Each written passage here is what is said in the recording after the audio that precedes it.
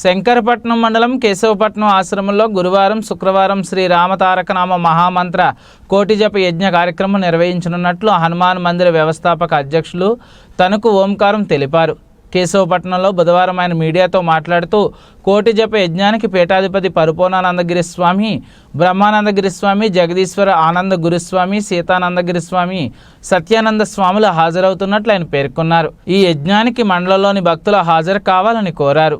11/4/24 నుండి 12/4/24 వరకు బుధవారం శుక్రవారం 2 రోజులు బ్రహ్మ విద్యాశ్రమంలో శ్రీరామ తారక రామ మహామంత్ర కోటి జపయజ్ఞము జరుగుతున్నది. కావున భక్తులు పురప్రముఖులు అందరూ ఇటువంటి మహా పుణ్య కార్యక్రమంలో పాల్గొని విజయవంతం చేయవలసిందిగా మనవి. ఈ శ్రీరామ తారక మంత్రం అంటే శ్రీరామ రామ రామేతి రమే రామే మనోరమే సహస్రనామ తత్వన్యం రామనామ వరాననే. ఈ మహామంత్రం మామూలు కాదు. కైలాసంలో శివుడు పార్వతి చెప్పినటువంటి మహామంత్రం ఇది. మహామంత్ర యజ్ఞము మహా పవిత్రమైనది. ఆ యజ్ఞంలో పాల్గొనండి, వినండి, తరించండి.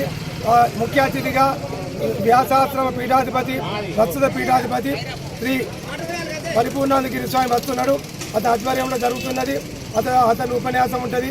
2 రోజులు భక్తులకు టిఫిన్ వసతి, భోజన వసతి కలిగజేసినాం. తప్పకుండా అందరూ భక్తులందరూ పుర ప్రముఖులు అందరూ రావాల్సిందిగా మనవి. వచ్చి విజయవంతం చేయవలసిగా మనవి. వచ్చి తరించండి.